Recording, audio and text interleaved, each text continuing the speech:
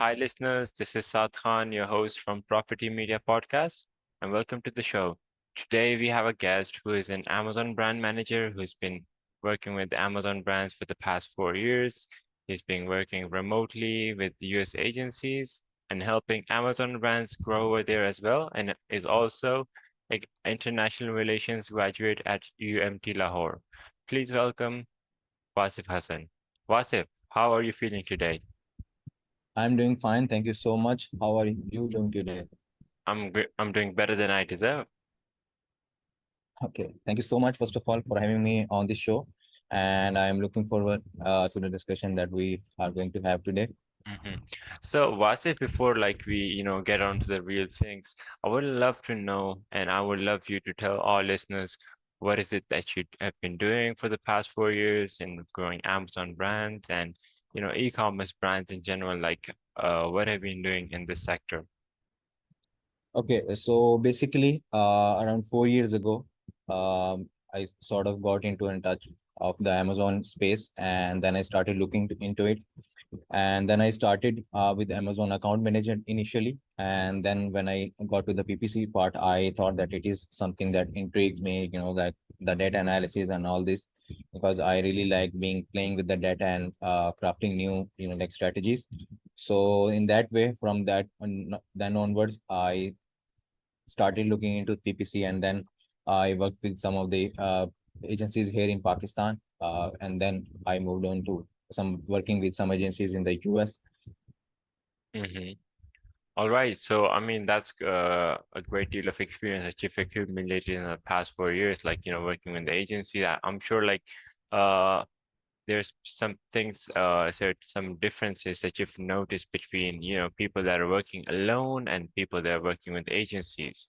So is there some sort of a structural difference, like the way that they, approach the situation?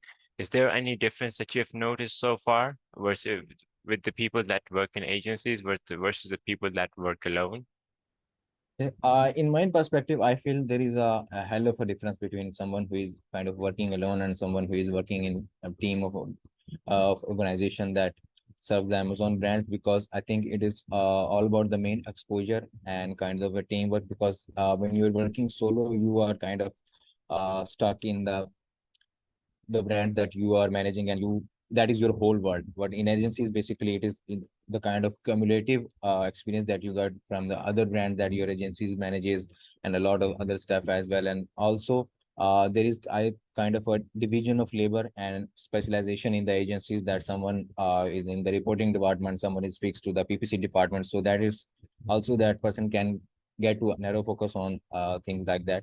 So I think in that way, the experience of agency really, gives you a kind of exposure in less time than working with solo. Mhm. I think, yeah, because I had worked with an agency as well. Impact was to be specific, and in that short period of time, I worked on many accounts, ranging from small accounts up to seven-figure accounts. They were doing like 500 or $600,000 per month in sales, and so it was really a experience that really just meshed all the different parts and shapes and sizes of Amazon accounts together. And it really just gives you a lot of context to work with.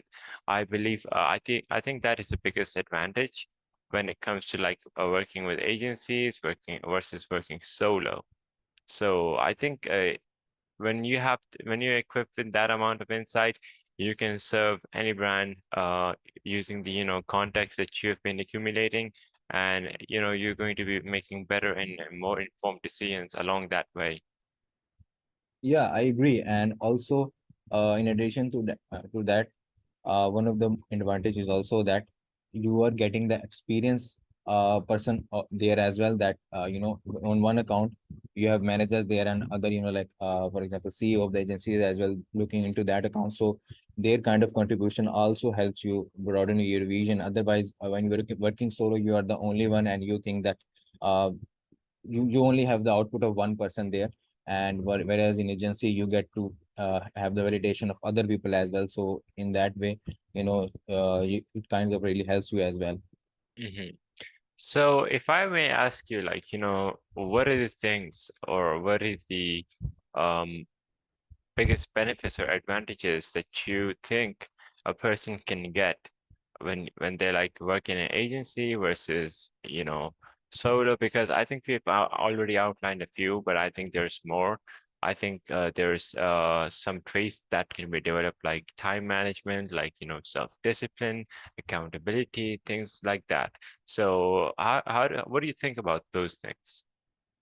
Yeah, I think on the top of my head, what I can think of is actually the professional and organization thing that you kind of learn from that. Because when you are working solo and you are managing the whole brand yourself, you are not in that kind of zone that you are managing the proper reports, like a proper sheets for a lot of things such as tracking data, and the tracking the PPC data, reporting sales, etc., and other sort of issues as well, case logs. So when you get into the organization, I think you get to learn these sort of things, that there are proper, like reports being sent out to the Amazon brand owner. There are proper meetings that have been set up, and also a different kind of action strategies and plans, that how to craft a plan and how to pitch it to people. Because this is also a kind of a thing then that really helps you, that how to pitch a new brand, that this is the strategy that we are going to build. Because when you're working solo, you're just kind of meeting with the person and saying that, but documenting that in a professional manner, and that I think you really get to learn. And also the such as we discussed earlier, the benefit of managing the 7 to 8 figure accounts. Because it is really hard, in rare cases it happens, but it is really hard as a solo freelancer to get uh, the access of the brand with who are 7 and 8 figures, because they preferably more rely on the agencies to work for them. So in those agencies, you get to experience 7 8 figure accounts, that really broadens your vision, and that really helps you get a narrow breakdown of the things, that this is the thing that you need to do in order to scale a brand.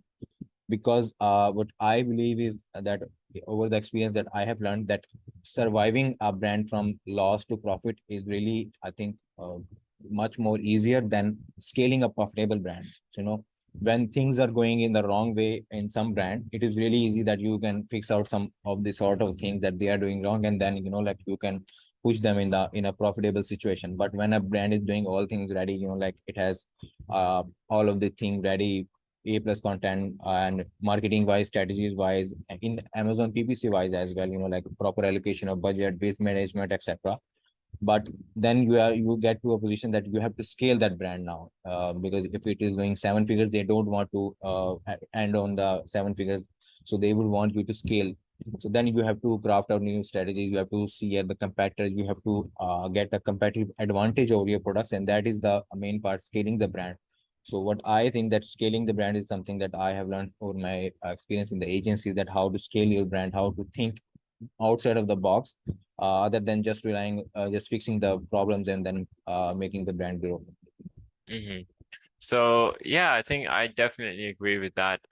Is that, you know, when something is not working as it's supposed to be, it's easy to fix that compared to, like, when you have to improve something that's already working, because then you have to innovate, and then you have to innovate, then you have to take the lead. Everything is working fine, but you have to scale it even further. So I think, we can have a really in-depth discussion about this, and I think the listeners here will be really interested in knowing that, when they've just come to a point where they've just stalled. They feel like that they have reached a ceiling some sort. So how have you noticed that how have you noticed that these brands that you work and scaled and break the barrier, like, what do you think are the five or three, or a list of steps or the things that brands should focus on in order to enable themselves and get in the right direction, in the right position to like scale themselves? Okay. So I think that it depends on the niche to niche, but I will also include some kind of general outcomes that I received, and also some kind of specific case studies as well. So first of all, I think that is kind of a more simple thing, but most of the brands miss that. That is prioritizing your asins, basically. That you have to prioritize your asins, that these are the asins that we want to like advertise and we want to grow. Because when you are kind of advertising all of the asins, what happens is that you are also kind of pushing the slow movers, and that kind of really affects your profitability in a sense. And like what you could have done is that you could have cut that budget out from those slow movers, and then push the high movers in that, so that that would help you create your most brand awareness as well. And other than that, what I would say is that doing a kind of a deep market research when you enter the market, because sometimes it happens that you entered the market and there was no kind of big competition there. So you were doing really high, but now you are stuck at a place because your competitors have studied you better, and now they have a competitive advantage over you, such as it can be pricing. So you have to fix that, how you have to overcome that. If you want to keep the price, I don't always preach that you have to lower the pricing to get the advantage over the customer. It is not always a situation like that.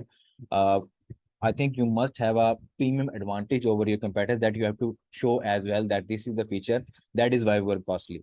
So in that way, you can see, for example, if you are in the soda category. So in the soda category, one of the things that we did was we were managing a soda, and in the soda category there are big giants as well, like big whales such as Pepsi, Dew, and all of the stuff. So but if you notice that what like decent parties they have is that they have only kind of a one flavor. For example, Mountain Dew is only in one flavor, and like the Pepsi comes in one flavor as well. So these are the same. So in the soda category, what we did was that we convinced the brand that we have to uh, launch more and more flavors that are more like kind of healthy as well. Because in the soda category, as you know, that there is kind of a really buzz in the overall social media, that these are really not healthy for your body, and like the sugar is really bad, and also these sort of stuff. So what we did was that we added a kind of a prebiotics in that, so that to make it healthy, so that in that way the soda would also be flavorful, and it would also be healthy for your body as well. And then with the case study of few of our competitors, we also noticed that they are launching new flavors, and they are getting much more traction than they used to be, because people like to explore, because curiosity is in every man's nature. Whenever you launch a new flavor, they want to try that new flavor. So that is why in that brand, what we did was that we launched new flavors in that category, and that really increased our brand awareness, and they really increased our flavors. And then we prioritized our flavors and the pack size as well. So we prioritize our pack size, that we have to, because when you order from Amazon, you are most likely to order things in bulk other than like one piece. Because if you want only one soda drink, then you could have got from the store closed close to your house. So we prioritize our pack size as well, that this is the pack size we're going to sell, this is the flavor set that we are going to sell, and then we properly analyze that this is how we should market our products, and we would market these products more. And then for the slow movers, we didn't let them alone, and we didn't let them die on their own. But what we did with that, we did cross-selling promotions for that slow flavors that were not really performing well. So that in that way, if you have got a flavor, and then you see that if you get this flavor, you would get a percentage off on those flavors, then you would be certainly buying those flavor as well, so that you can check out as well. So these are the sort of things. And other than that, if you talk about some other categories, such as in the wall art categories, what happened in the wall art categories is that you must have an advantage over the artwork, and you have to show it as a kind of a premium thing that you have to offer. Because from the all wall art, what people are expecting is that it would lit up their like decor of their house, or like or the offices. So you have to clarify, and you have to create a kind of a artistic value of that. You have to sell the artistic value of that. You don't have to sell that this is the wooden quality that you are using, this thing that we're using, it is really easy to hang. No, I think you have to sell the artistic value of it, because people would be more interested in that rather than the quality of the wood. If like some competitors that are saying that it is really easy to hang and these sort of things, so that is not, I think, the main concern of the people that are buying wall art. It is mainly the artistic value that you are giving, that this is this kind of theme, then this is this kind of theme.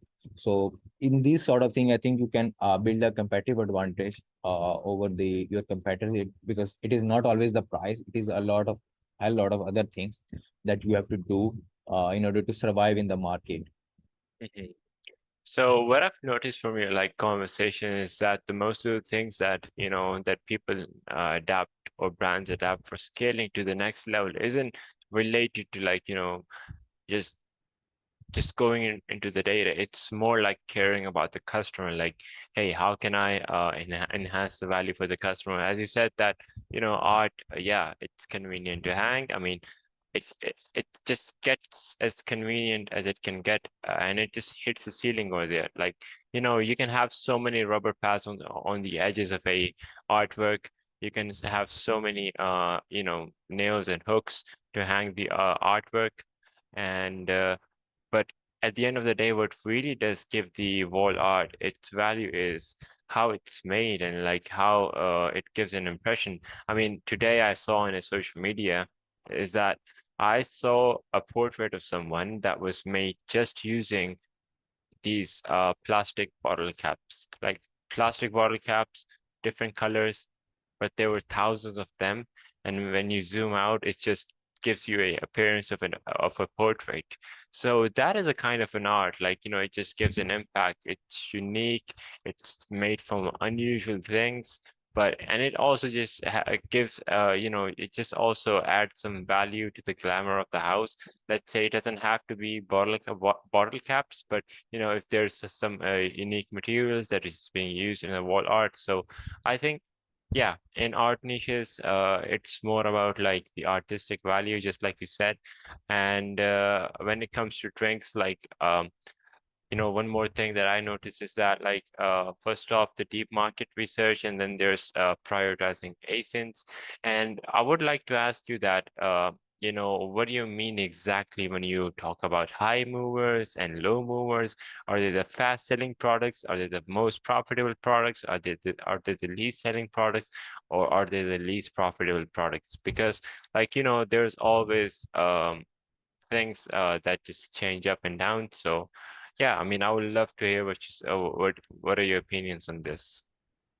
Okay, so basically, if we analyze, I think it applies to all of the Amazon accounts. Basically, there are always some of the products that really like perform very well, means that they are high selling from your catalog, and some of the products that are low selling. So in that way, I was discussing that the high movers that move really quickly, you have to strategize them accordingly, and the slow movers, you have to strategize them accordingly. If you are spending, for example, if you're spending $10,000 on the high mover and $10,000 on the low movers, so then I think it won't be a sane idea, because you have to shift that $5,000 budget to the high movers to move it more further, so that it can like contribute to your overall sales. And if you talk about the profitability, then I have kind of a different perspective on that, because what I believe is that these kind of phobia that like most of the brand owners that is the ROAS, ACOS, and the TACOS thing. Even the TACOS thing,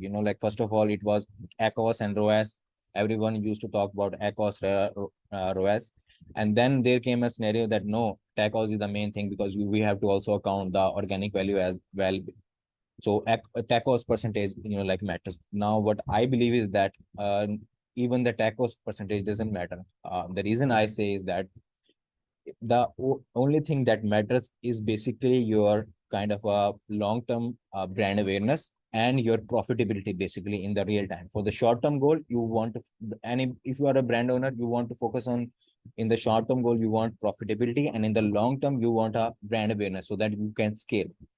So for example, if you're doing 100K uh, sales with a tag cost of 5%, So I think you would be considered that you are doing great. But what I would prefer is that I would be spending the tacos to 20%, but I would be doing $1 million sales. So if you calculate the amount of profit with the 20% tacos in $1 million sales would be higher. And also it is also one of the reason that some kind of brand owners kind of like get trapped with the screenshot results that they show that some agencies show that this is the see we have attained 5% tacos. And like if 5% tacos is coming for the whole 12 months, then I would think that this is a kind of a situation that is not really healthy. You have to see the profitability, that how are you getting the profit. If you are if I would say even 20% tacos is not a bad number if you are maintaining a good amount of sales from that. Because whenever your product is getting to a lot of more people, then your brand awareness is also growing. Then a lot of you are getting a lot of loyal customers as well, that you can like retarget, and they can buy your products. For example, if it is in a consumable products category, then I think it would be really helpful to get more loyal customers than that you would be getting repetitive customers, such as in the famous supplement category. If you buy a supplement, it really works well, then you would buy it again and again. Why would you want to choose another one? It is not like some using like hot pot, that you want to try a new design next time, that I want this, I have already have this design, I want a new design. You won't do that. You would try and use that same like supplement category. And even in the apparel category, that if you have a brand awareness very well set up, then you would buy again from that brand. For example, now you have bought a casual shirt, then you would say, okay, let's try their polo shirt, let's try their jeans as well. So I think of this in this term, that you have to, in your short term goal, you have to focus on the profitability, and the long term goal, you have to focus on the brand awareness and like customer acquisition. And if you just allow me a few more thoughts on this, and I think then this would also go to the new to brand customers. Because what I notice is that not a lot of brands focus on the new to brand customers. Like sales are coming, we are 40% month ahead on month over month. I think the brand owners are happy, they are happy like it.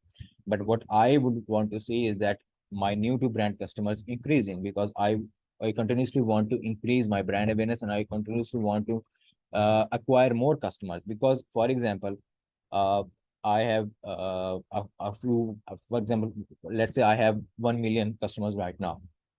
1 million customers, few of them maybe like get attracted to another brand, to another design, etc. So I would keep losing them. It is not that 1 million people have bought from me, so for the lifetime they would buy from me. No, that is not the actual scenario. So what we have to do is that we have to acquire new customers to our brand, so that you can scale, you can scale in a good amount, and you can get new customers. So that is also a metric, new to brand customers and orders metrics, that I really want to focus, that I think it really important for any Amazon brand. Mhm. Yeah, I think so. It's more important to generate a high volume of sales when it means of like scaling a brand, because customers are not like one-time transactions. When they like your product, they're going to buy multiple times. So it's just that if we look at the consumer lifetime value or the customer lifetime value, it really shoots up in volumes. I think, and I'm gonna make a prediction is that, you know, I think so in a coming few years, even take cost isn't going to be the deciding metric, isn't going to be the mainstream deciding metric. Customer lifetime value is going to be rather the deciding metric, because bids are increasing every single day. The average clicks, CPCs are increasing in like every niche. In the most of the niches, this is the trend. So people will have to, view the sales and the transactions and the A cost and the take cost and the customer lifetime value in a different way. Because in Google Ads, in Facebook ads, people do look at these metrics, and I think it hasn't come to Amazon yet. but it will come one day, and we will be able to track these things. Amazon has just released a few updates. I think there were like 5 new releases in the past month.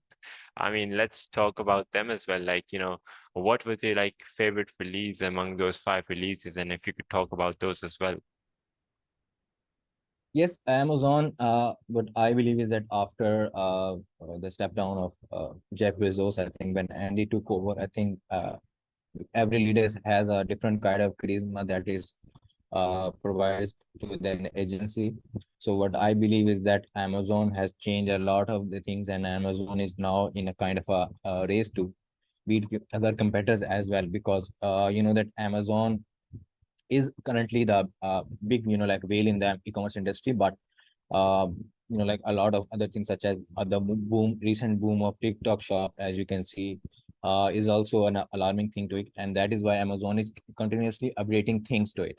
And like such as recently, a few of the features that I really liked from Amazon is that the kind of data it started to give us, such as the brand matrices that it gave us, and the customer insights, and also the category insights that recently came in the past few months, that really helps us decide that this is the category, and these are the number of brands that are there. This is the sales trend in the category, and these are the average rating of the category, and these are the most popular, even the most popular colors and sizes as well. So like in the product development stage, it really helps us as an like Amazon service provider, that we can now analyze that this is the potential of this product, and like this is the competitiveness of this product. If we have to enter it, then we have to do a kind of a research, and we have to get a kind of an advantage over our competitors. So, and like if we talk about some other updates from Amazon, then I think brand tailored promotions were kind of a really I think I would say a really thing that I really enjoyed, because the most interesting aspect of it was because the most interesting aspect of it was the add to the abandoned cart customers, that we can now target them with a kind of a percentage off, because now that when there are a few people who added your product in add to cart, but then they didn't buy it, so it basically means that at some level they liked your product, so they are high likely to convert. So now then we can give them a percentage coupon, and then we can get them back. And also there is an option to target the potential new customers. That is also a kind of a very great feature. So these kind of really great features really help us in Amazon service provider, that we can scale our brands much further. I think somehow there are a lot of things that can be surely improved, but I think recently, in the last year, I have recently enjoyed most of their updates that Amazon gave, and I think there are more coming as well. Such as some of them are on hold, such as like adjusting the top of the bids and the rest of the bids as well, and also creator connections that it is in the beta stage for some brands, but we have got it from some brands, such as I believe that it is in order to cater the boom of the TikTok shop, because they provide a feature that some of the creators on TikTok can get in touch with you, and they will promote your product and they will get a commission. So now Amazon has done the same thing as called as creator connection, where you can build out a campaign, and you can target the Amazon influencer. For example, you have said if you're selling something from the fitness brand, so fitness, like influencers will reach out to you that, hey, I think your product is worth the price, and I will make videos for it, and I will get it, and then I can get a percentage off from the sales that that you would get. So I think that is also a feature that is kind of an influencer marketing within the space of Amazon. So that is really helpful as well. Yeah, definitely. I think so. There's one more thing in China that's called the Temu.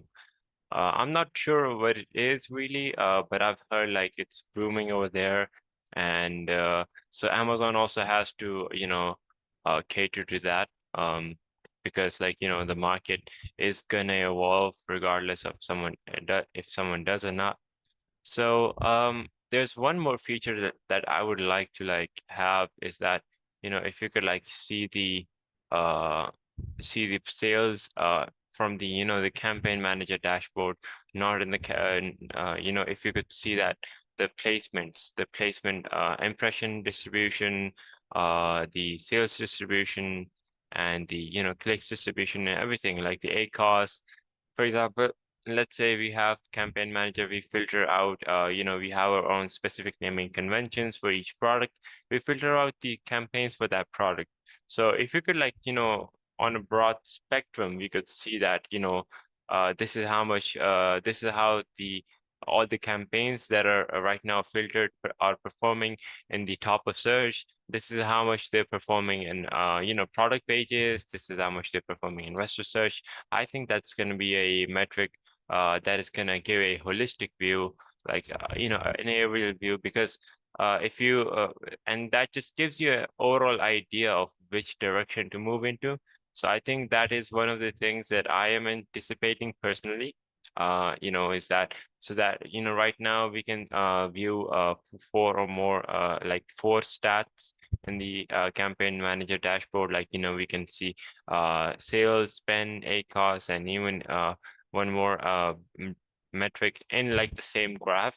So I would like to see that, if that is also like separated by placements as well for sponsored products. And then also we like, making changes for like sponsor display and sponsor brands. So I think that is one of the things that I personally have been anticipating. So I wonder when they will do that. But yeah, I think it's pretty cool what Amazon has been doing recently. And it's not just that, when TikTok shops are like blowing up. It's not just that, Amazon is obviously like, making updates to their platform in order to like, combat the TikTok shop growth.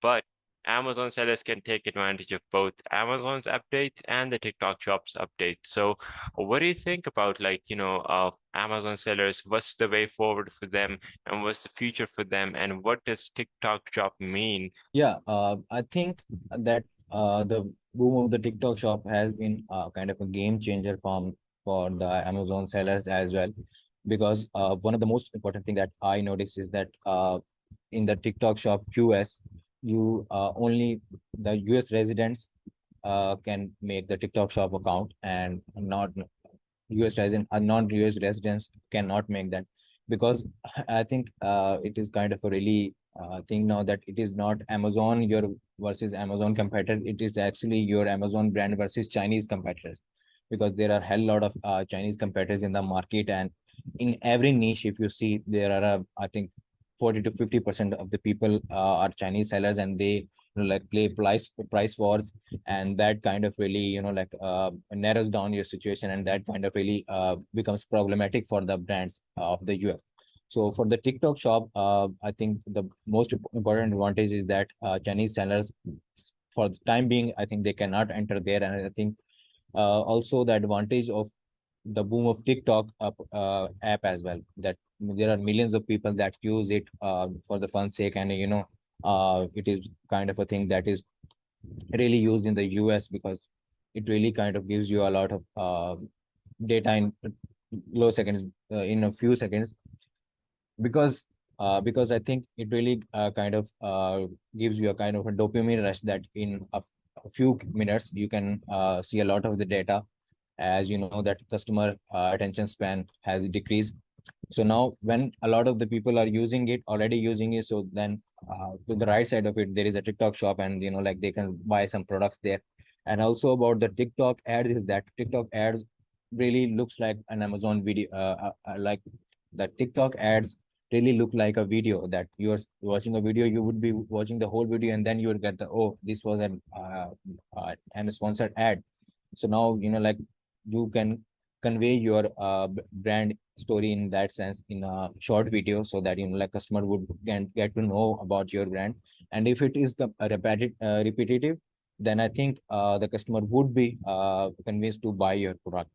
So the way out for Amazon seller is that they already are selling some products on the Amazon. They already have the inventory. They already know how to sell on Amazon. They already have the profitability. So now they can move on to the TikTok shop as well, so that they can increase their brand awareness, because a lot of the on TikTok there is already a kind of an audience there that is there to enjoy the only the app, and then maybe some of them can get to the TikTok shop and then come buy some of the products. So I think and the start TikTok shop is giving a lot of features such as a very low like referral fees, etc.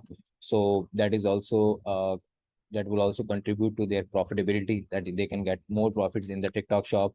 And especially I would say for the brands that are really into the products that have some kind of a wow factor, such as like some electrical gadgets, on some like useful home alliances tools, or like some sort of devices that are really popular in the adults, such as vapes, etc.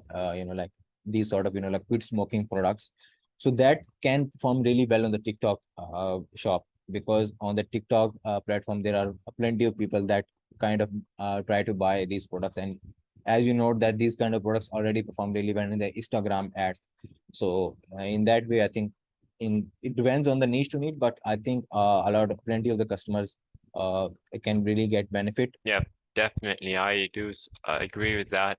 I think Amazon sellers for a long time have been like, just selling only on Amazon, and they haven't been looking out. It's some sort of a metaphor, like, one of the guests that I was talking to recently said, like, Amazon sellers are like a goldfish in a fish bowl.